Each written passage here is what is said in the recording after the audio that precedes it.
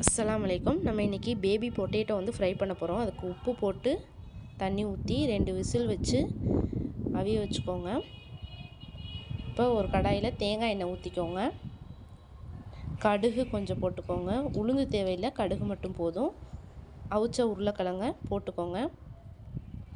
2 கிளறி விட்டுட்டு கொஞ்சோண்டு பெருங்காயத்தூள் போட்டுக்கோங்க. வேணுன்னா போட்டுக்கோங்க, இல்லைன்னா வேணாம். கொஞ்சம் உப்புத்தூள் போட்டுக்கோங்க. நம்ம உப்பு போட்டு தான் அவிச்சிருக்கோம். இருந்தாலும் ஃப்ரை பண்ணுறப்போ உப்பு போட்டால் டேஸ்ட் இருக்கும், அதுக்காக போட்டிருக்கோம்.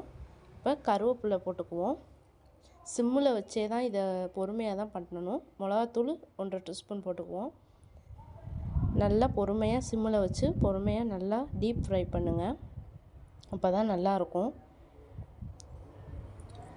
இதே மாதிரி நல்லா கிளறி விட்டுக்கிட்டே இருங்க. இப்போ பேபி பொட்டேட்டோ ஃப்ரை ரெடி ஆயிடுச்சு. நம்ம சேனல் சப்ஸ்கிரைப் பண்ணுங்கள், லைக் பண்ணுங்கள், கமெண்ட் பண்ணுங்கள். தேங்க்ஸ்.